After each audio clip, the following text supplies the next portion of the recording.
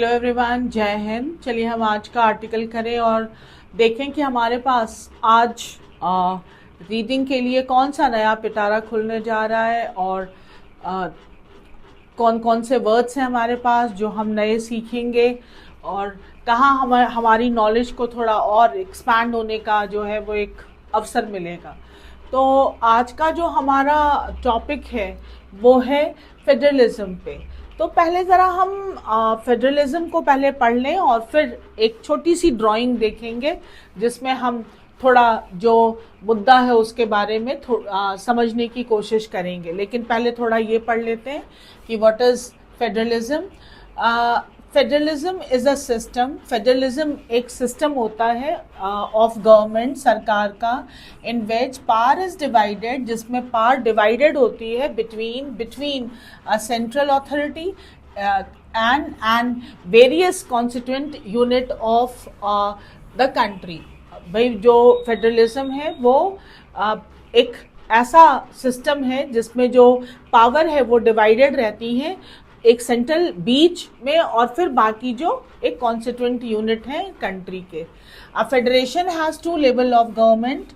Both these level of government enjoy their power independently of the other. इसमें जो levels of government हैं वो उसमें बेसिकली दो रहते हैं जो अपनी अपनी पावर को इंजॉय करते हैं। One is the government for the entire country, एक पूरे देश के लिए, which is usually responsible for a few subjects of common national interest. एक जो होता है केंद्र में जो रिस्पॉन्सिबल होता है कुछ मुद्दों के लिए पूरे देश के लिए, नेशनल इंटरेस्ट के लिए। Governments at the level of province और स्टेट्स, और जो प्रोविंसेस और स्टेट्स होते हैं जो which look after much of the day to day administering of their state, वो अपना अपना देखते हैं। एक सेंटर में है जो पूरे को देखता है और अपना अपना जो है जो स्टेट में है वो अपना अपना देखते हैं। India is often describe as quasi federal और सेमी फेडरल स्टेट। इंडिया को जो है अक्सर सेमी फेडरल जो है वो कहा जाता है। ऐसा क्यों कहा जाता है? फेडरल फीचर्स, जो इसमें फेडरल फीचर्स हैं, like the USA, India has a division of power. यहाँ पर भी यूएसए की तरह यहाँ भी जो है वो डिवीजन ऑफ पावर है between the union and the state, union और स्टेट के बीच। रिटन कॉन्स्टिट्यूशन, हमारा लिखित संविधान है। एंड इंडिपेंडेंट जुडिशरी, हमारा जो जुडिशरी है वो बिल्कुल इंडिपेंडेंट है। And a bicameral legislature at the centre, और हमारा बाईकैमरल जो है वो लेजिस्लेचर है, लोकसभा और विधानसभा हमारे केंद्र में।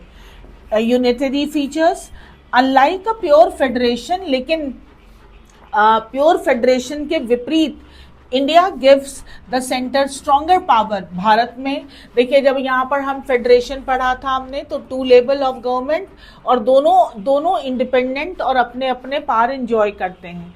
लेकिन जब हम इंडिया के कंसर्न में बात करते हैं तो जो स्ट्रॉन्गर पावर है वो सेंटर के पास है। For example the union parliament can alter means बदल देना state boundaries.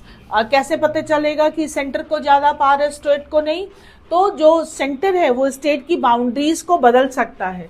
States do not have the right to secede, उनको उनसे अलग होने का जो है वो अधिकार नहीं है कि कोई स्टेट कहे कि हमें नहीं रहना है भारत में, तो वो अलाउड नहीं है। Secede means go apart.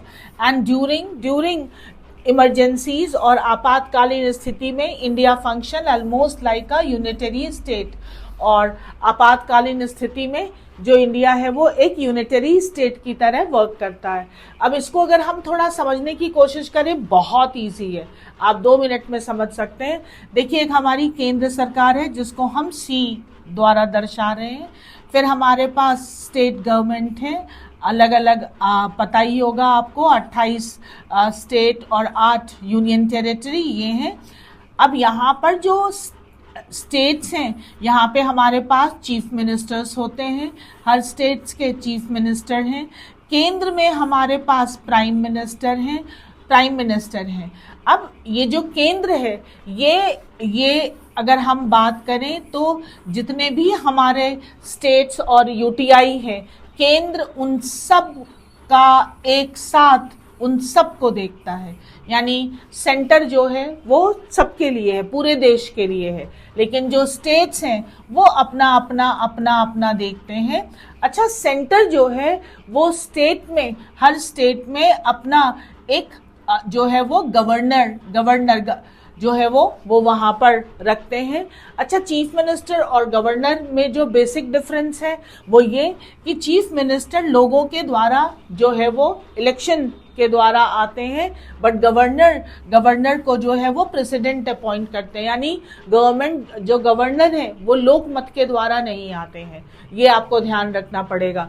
तो चीफ मिनिस्टर उनको बनाया गया जो लोग चाहते हैं जिनको बनाना, और गवर्नर वो बने जो प्रेसिडेंट ने जिनको कहा वो प्रेसिडेंट के उसमें बने।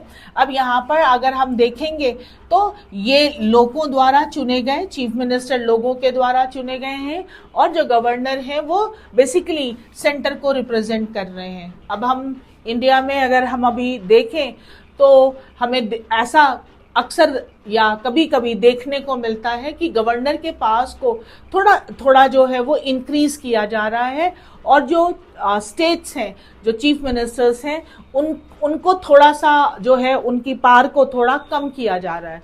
तो ये तो फेडरलिज्म के अगेंस्ट हुआ, क्योंकि फेडरलिज्म के अकॉर्डिंग तो स्टेट की भी अपनी ऑटोनॉमी होनी चाहिए। अब इससे रिलेटेड क्या मुद्दा है आज हमारे पास, हम उसी के बारे में जो है थोड़ा वो डिस्कस करेंगे, और वही आर्टिकल है हमारा। तो पहले हम जरा देख लें कि आज हमारे पास वर्ड्स कौन कौन से आए हैं। पहला वर्ड है अंडरमाइन। देखिए, अंडर वाले बड़े वर्ड आते हैं, अंडरलाइंग, अंडरस्कोर, अंडरमाइन। ये जो वर्ड है अंडर वाले, ये अंडरस्कोर यानी कि हाईलाइट करना, अंडरमाइन यानी किसी चीज को थोड़ा कम आंक देना, लेस इफेक्टिव बना देना, और अंडरलाइंग छुपा हुआ भाव। ये अंडर वाले वर्ड अगर आप न्यूज़पेपर रेगुलर करते हैं तो आपको अंडर वाले वर्ड बहुत सारे दिख जाएंगे। तो make something less effective, undermine करना ना, वीकेंड, सबटेज, इम्पेयर या इरोड, किसी चीज के जो का प्रभाव है उसको थोड़ा कम करना। डिटेन उठा लेना, to hold someone in custody, detain जो है डिटेन कर लेना, अरेस्ट, कन्फाइन और imprison, that is called detain कर लेना। हालांकि अगर हम कानूनी भाषा में जाएंगे तो डिटेन करना और अरेस्ट करने में जो डिफरेंस होगा। Dispensable, something that is not necessary, dispensable जिसको हटाया जा सके। एक्सपेंडेबल और रिप्लेसेबल, जिसको हटाया जा सके, that is called dispensable. Diffidence is lack of confidence, confidence का ऑपोजिट वर्ड होता है diffidence. Timidity, insecurity and self doubt. Arbitrary, मन माने, अपने मन से, बेस्ड ऑन पर्सनल विल, जैसा मन करेगा। अगर मान लीजिए कोई टीचर पेपर चेक कर रहा है, आज टीचर का मूड खराब है तो दे दें घटिया से नंबर, तो ये तो सही नहीं हुआ ना, ये तो आर्बिट्रेरी हुआ, यानी मन माने ढंग से। Random, discretionary.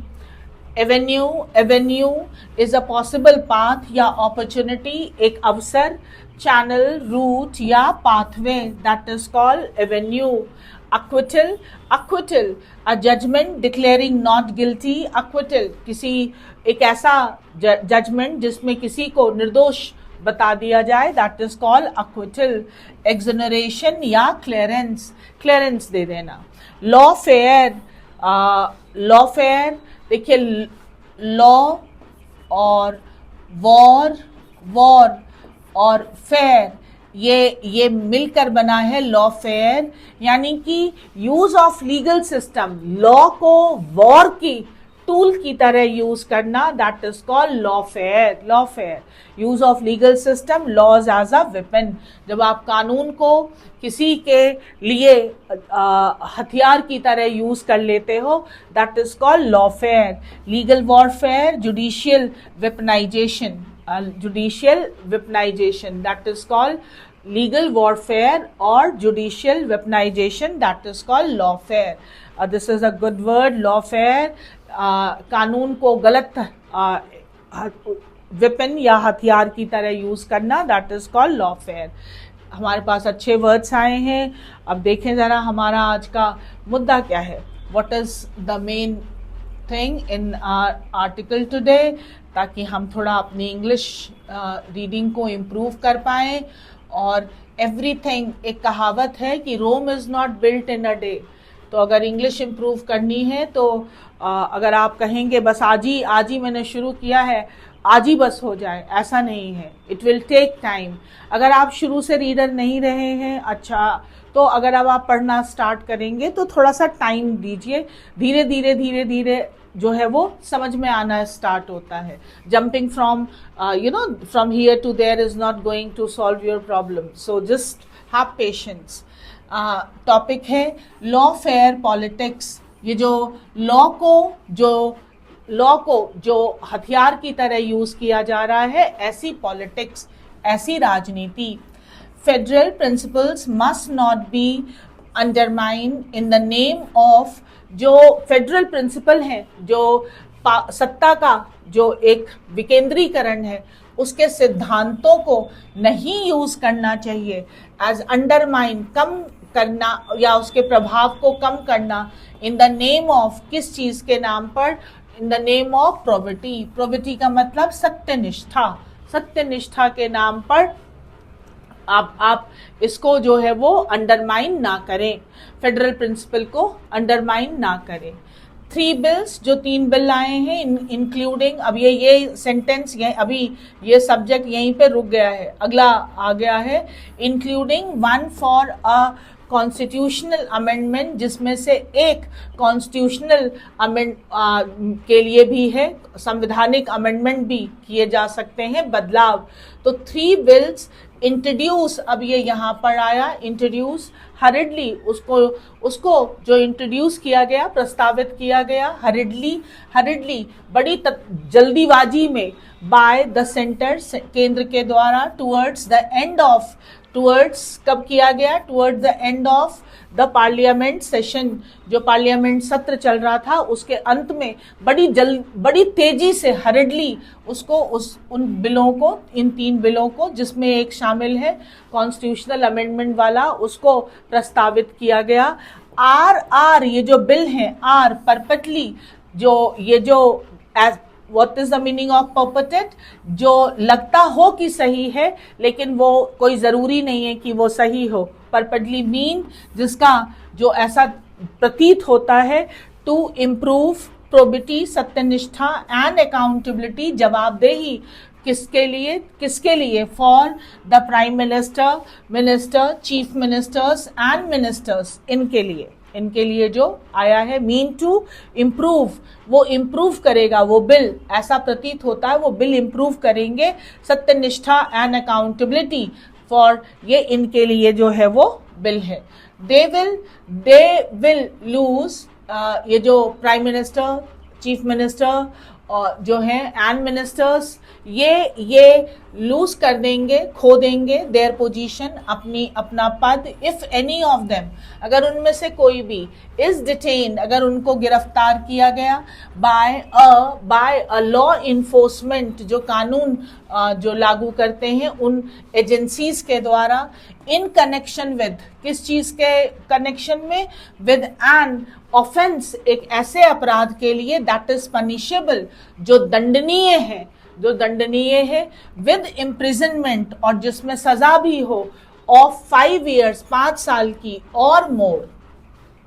कह रहा है कि ये जो है प्राइम मिनिस्टर, चीफ मिनिस्टर, ये अपने पद खो देंगे अगर उनमें से किसी को भी डिटेन किया जाता है लॉ इन्फोर्समेंट एजेंसी के द्वारा, इन कनेक्शन विद, किसी ऐसे अपराध में जो कि दंडनीय हो और जिसमें सजा हो सकती है लगभग 5 साल की। अपॉन अक्विटल, जब उनको निर्दोष साबित कर दिया जाएगा, अक्विटल, दे कुड, तो फिर वो रिटर्न, वो वापस आ सकते हैं। एनी ऑब्जेक्टिव ऑब्जर्वर, अगर कोई भी ऑब्जेक्टिव ऑब्जर्वर कि भाई इसका उद्देश्य क्या है, objective observer would be sceptical, वो स्केप्टिकल मीन्स उस चीज को लेकर थोड़ा शंका में होना, doubtful of the stated intent, जो इसमें कहा गया है, कथित रूप से जो कहा गया है उसको लेकर वो डाउटफुल होंगे, of these proposal, any objective observer would be sceptical, कोई भी जो है ऑब्जर्वर वो थोड़ा स्केप्टिकल होगा इन जो इंटेंट है जो इस प्रपोजल में है उनको लेकर। द कंसर्न, चिंता ये है, एक्सप्रेस बाय द ऑपोजिशन, विपक्ष के द्वारा जो चिंता व्यक्त की गई है, एंड लीगल माइंड, और जो भी कानून के जानकार हैं उनके द्वारा, दैट कि the proposal open a new Avenue, ये कह रहे हैं कि ये जो प्रपोजल है ये तो एक नया रास्ता खोल दे रहा है। एवेन्यू किस चीज के लिए? For concentration of power, concentration of power, concentrate का मतलब एक ही जगह पर, तो सत्ता का केंद्रीयकरण करने के लिए, विद द सेंटर, सेंटर के पास केंद्र कर दे, इज लेजिटिमेट, और ये जो चिंता है ये बिल्कुल जायज है। Of power with the centre is legitimate, ये चिंता उनकी बिल्कुल जायज है। The claim that the propose legal regime, ये जो दावा है कि ये जो प्रस्तावित जो एक कानूनी रिजीम, ये जो एक दायरा दिया गया है, रिजीम या अधिकार दिया गया है, applies equally to the prime minister too, ये जो एक तर्क दे रहे हैं कि भाई द क्लेम कि ये जो प्रस्तावित कानूनी जो एक अधिकार है वो तो प्रधानमंत्री पर भी लागू होता है, तो ये जो क्लेम है ये टू इज वीक, ये कमजोर है। कंसीडरिंग, इस चीज को ध्यान में रखते हुए, द फैक्ट, इस सत्य को ध्यान में रखते हुए, दैट ऑल इन्वेस्टिगेशन एजेंसी, की जितनी इन्वेस्टिगेशन एजेंसी होती है जांच पड़ताल वाली, are under the administrative control, वो प्रशासनिक कंट्रोल में रहती हैं ऑफ द सेंटर, भाई सेंटर के ही केंद्र में रहती हैं, सेंटर के ही प्रधानमंत्री हैं, तो प्रधानमंत्री को क्या खतरा है उससे। No central agency will ever detain, कोई भी सेंट्रल एजेंसी कभी भी डिटेन नहीं करेगी अ प्राइम मिनिस्टर को, बट दे हैव ऑलरेडी, लेकिन उन्होंने ऑलरेडी पहले से ही arrested several opposition chief minister.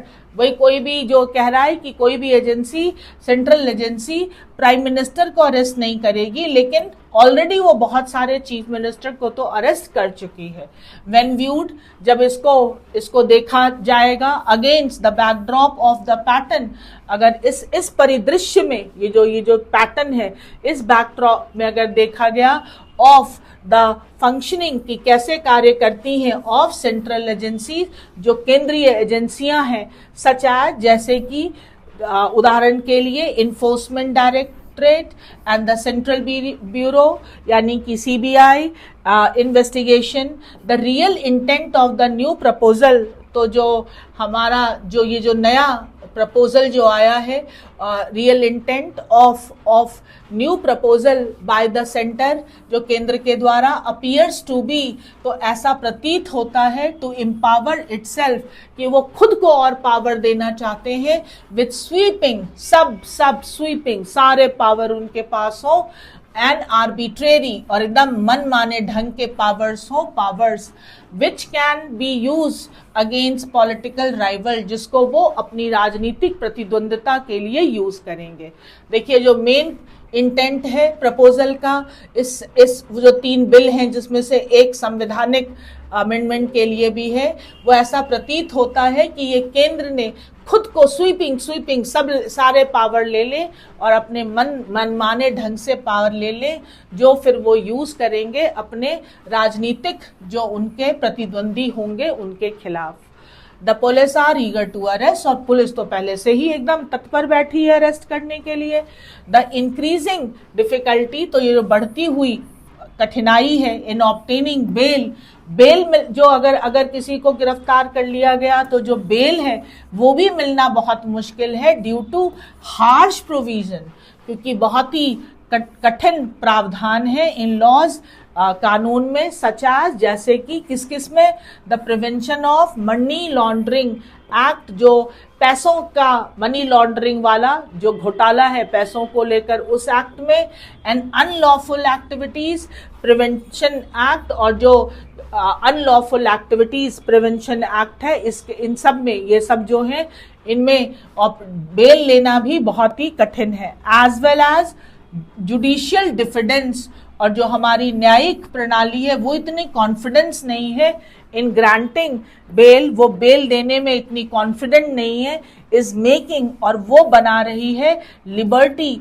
हमारी निजी स्वतंत्रता को डिस्टर्बिंगली डिस्पेंसिबल, कि भाई बहुत ही डिस्टर्बिंग, परेशान कर देने वाली, डिस्पेंसिबल, कि इसके बगैर भी आप रह सकते हैं। लिबर्टी को बना रही है डिस्टर्बिंगली डिस्पेंसिबल, यानी जो निजी स्वतंत्रता है उसको हटाया भी जा सकता है, लेकिन ये हटाना कैसा है? डिस्टर्बिंग। करप्शन इज डेंजरस, भ्रष्टाचार जो है वो एक खतरनाक चीज है फॉर अ सोसाइटी, समाज के लिए, बट कॉम्बैटिंग इट, लेकिन इससे लड़ने के लिए, कॉम्बैट मीन्स लड़ना, it can not be at the cost of, वो इस कीमत पर नहीं हो सकता है कि at the cost of the principles, उन सिद्धांतों से कीमत चुकाएं ऑफ जस्टिस, जो न्याय के हो। भाई करप्शन से निपटने के लिए हम जो न्याय के जो सिद्धांत हैं उनको थोड़ी ना हम यूज करेंगे। करप्शन प्रोसिक्यूशन, भ्रष्टाचार में जो भी कार्रवाई हो, कानूनी कार्रवाई, have attained an unmistakable political character.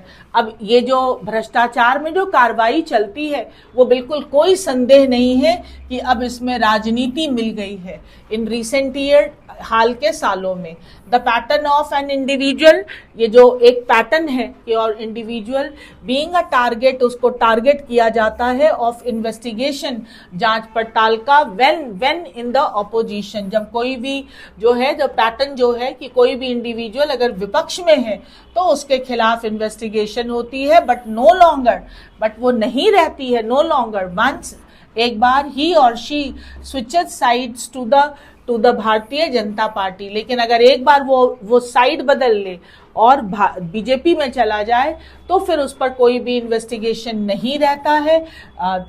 ये ऐसा हमने हाल के सालों में देखा है, इज नोटिसेबल, इसको देखा गया है। इफ द न्यू प्रपोजल, ये जो नए प्रस्ताव आए हैं, आर इनैक्टेड, अगर इनको इनैक्ट कर दिया गया, इनटू लॉ बना दिया गया, एंड इलेक्टेड ऑफिशियल, तो जो इलेक्टेड ऑफिशियल हैं, can be removed from office, तो उनको उनके ऑफिस से हटाया जा सकता है, ऑफिस बाय मियर, सिर्फ ये करिए कि पुलिस एक्शन, सिर्फ पुलिस उनके खिलाफ एक्शन ले ले और उनको हटाया जा सकता है, and without a fair trial, और उचित ट्रायल भी नहीं मिलेगा। Not to mention a judicial conviction, छोड़ दीजिए जुडिशियल कन्विक्शन, जो फैसला देगी वो तो बात की बात है, ट्रायल भी नहीं मिलेगा। कह रहा है if the new proposal are enacted into law बनाए गए, and elected official can be removed, उनको हटाया जा सकता होगा from office by mere police action, सिर्फ पुलिस एक्शन करके आप उनको हटा सकते हो विदाउट अ फेयर ट्रायल, और उनको कोई फेयर ट्रायल भी नहीं मिलेगा। Not mentioning a judicial conviction, और जुडिशियल कन्विक्शन तो छोड़ दीजिए। कंसीडरिंग, अब इस चीज को ध्यान में रखते हुए, द सर्टेनिटी, कंसीडरिंग ध्यान में रखते हुए, द सर्टेनिटी जो निश्चितता है, दैट दिस विल, कि ये करेगा, इन प्रैक्टिस, हकीकत में, only apply to state union territory government, जो ये कहाँ पर लागू किया जाएगा? सिर्फ स्टेट और जो यूटीआई के जो टेरिटरी जो है जहाँ पर, वहीं पर लागू किया जाएगा। It will also be a violation of federal principle, और ये जो हमारा फेडरल सिस्टम जो है उसके सिद्धांतों का वायलेशन है, यानी कि उल्लंघन है। Only apply to state union, ये सिर्फ स्टेट यूनियन टेरिटरी गवर्नमेंट पे होगा, और इसलिए ये फेडरल प्रिंसिपल के खिलाफ है। It is not a mere coincidence, ये मात्र एक इत्तेफाक नहीं है, that the centre is seeking, centre ये तब चाह रही है to invest in state governors, उसी टाइम पर वो अपने स्टेट गवर्नर पर भी, अभी आपको समझाया था कि स्टेट में गवर्नर कौन है, वो सेंटर का प्रतिनिधि है। State governors veto power use करना जो है, and any all decision of, जो कोई भी ओवर किस पर, and all decision of elected legislature, यानी कि जो गवर्नर का वीटो पावर जो है सरकार उसको थोड़ा इम्पोर्टेंस देना चाह रही है। किसके ऊपर? जो डिसीजन इलेक्टेड जो लेजिस्लेचर हैं, जो कि लोगों द्वारा चुने गए हैं, उनके ऊपर गवर्नर को रख दिया जाए। The existing law provide for the removal from office, जो पहले से ही जो अभी लॉ हैं, एग्जिस्टिंग लॉ प्रोवाइड वो देता है removal from office of elected official, कि किसी भी इलेक्टेड ऑफिशियल को उसके ऑफिस से हटाया जा सकता है हु आर कन्विक्टेड, जो कन्विक्टेड है, जिन पर दोष साबित हो गया है, in cases as defined in the new proposal, जो नए वाले प्रपोजल में भी दिए गए हैं।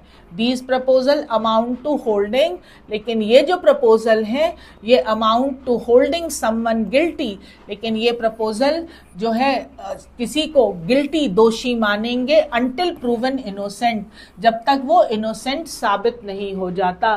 एंड ऑल्सो डिसऑनरिंग, और इस तरह से उसके सम्मान को भी छीन लेंगे।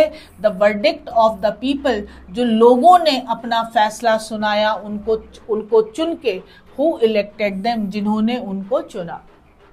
भाई किसी भी चीफ मिनिस्टर के खिलाफ या मिनिस्टर के खिलाफ जो लोगों के से चुनकर आए हैं, अगर मान लीजिए कि उनको गिल्टी किसी भी केस में फंसा दिया गया और अब वो तब तक दोषी हैं जब तक वो जो इनोसेंट प्रूव नहीं हो जाते, उतने दिनों में जो लोगों ने जो उनको चुना था उस न्याय का क्या होगा।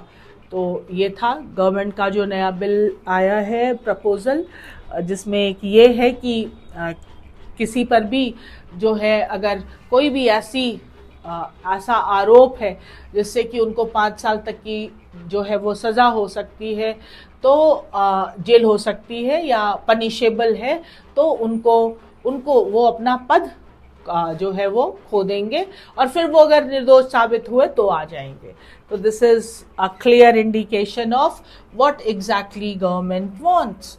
गवर्नमेंट क्या चाहती है, ये जिन लोगों को नज़र आता है वो उनको नज़र आ जाएगा, और जिनको नज़र आता है पर वो नज़रअंदाज करते हैं वो शायद नहीं देख पाएंगे, but that is okay. Reading comprehension देखें हम। What central paradox does the author point out about the proposed law. Paradox का मतलब होता है विरोधाभास। ये जो प्रपोज लॉ आया है इसमें क्या विरोधाभास क्या है? They seek to ensure accountability but instead risk enabling political misuse. ये जो प्रपोजल है उसमें कहा तो गया है कि इसमें जवाबदेही सुनिश्चित कर रहे हैं, लेकिन इसमें रिस्क है कि इसमें इनेबल कर देंगे पॉलिटिकल मिसयूज, इसको राजनीति के लिए मिसयूज भी किया जाएगा। They are designed for federal balance but end up strengthening, no. They promote probity while also protecting opposition leader, no. They expand judicial authority, no. Answer is A. Why does the article link these proposal to federalism? इसको federalism से क्यों जोड़ा है? Because state gain equal investigative power, इसलिए federalism कहा है? No. Because center can act over state with little accountability. Yes, because center can act over state. केंद्र जो है वो डोमिनेट कर सकती है स्टेट को विद लिटिल अकाउंटेबिलिटी, ना के बराबर जवाबदेही।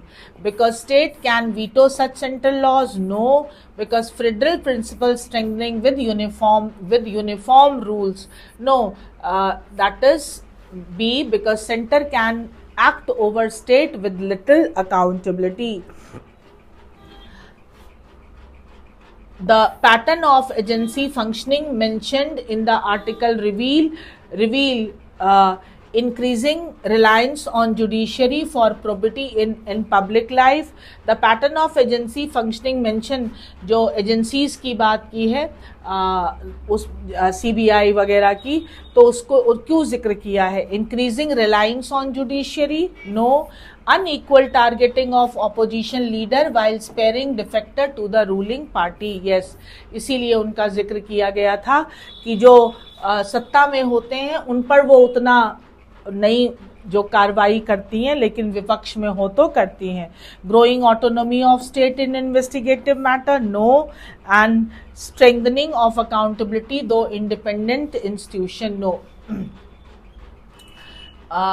जो हमारा जो आज का आर्टिकल था वो और देखिए, अगर हम भारतीय हैं और भारत हमारा देश है, तो भारत की कोई भी चीज़ जो है वो हमारी ज़िंदगी से हम उससे अछूते नहीं हैं। इसीलिए जो है, चाहे हम स्टूडेंट हों या हम कॉमन मैन हों, वर्किंग हों, देश की राजनीति करिए नहीं, बट देश की राजनीति के बारे में जजमेंटल मत बनिए, बट नज़र रखिए। और जब नज़र रखते हैं तो चश्मा ऐसा लगाना चाहिए जिसमें क्लियरली चीज़ें दिखें, क्योंकि अगर आपने चश्मा गलत पहना है तो सब चीज़ें गलत दिखती हैं। थोड़ा पढ़ लीजिएगा, सब समझदार हैं आजकल, तो थोड़ा पढ़ेंगे ताकि आपको आर्टिकल थोड़ा समझ में आए। और फिर मिलेंगे अगले आर्टिकल में। Thank you. जय